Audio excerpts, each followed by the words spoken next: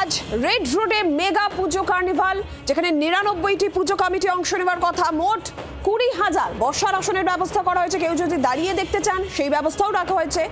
উপস্থিত থাকবেন অতিথিরা, দূতাবাসের অতিথি থাকছেন, বিদেশি অতিথিরা থাকছেন এবং ডোনা গঙ্গোপাধ্যায় নৃত্যশিল্পী, ওড়িশি নৃত্যশিল্পী ডোনা গঙ্গোপাধ্যায় এবং তার দলের পারফরমেন্সও হবে।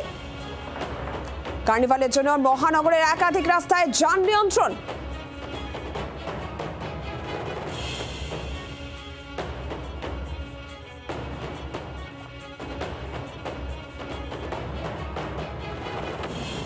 থাকবে বলতে ভাবতে লজ্জা লাগছে। আমি তো সকাল থেকে চিফ সেক্রেটারিকে ট্যাগ করে বারে রিকোয়েস্ট করছি যে আপনি করুন, এনডিআরএফ যা কাজ করার করছে, এখন বেটার কোঅর্ডিনেশন দরকার স্টেট অ্যাডমিনিস্ট্রেশন। তা উনি যাচ্ছেন গিয়ে উত্তরকন্যা থেকে মনিটরিং করুন।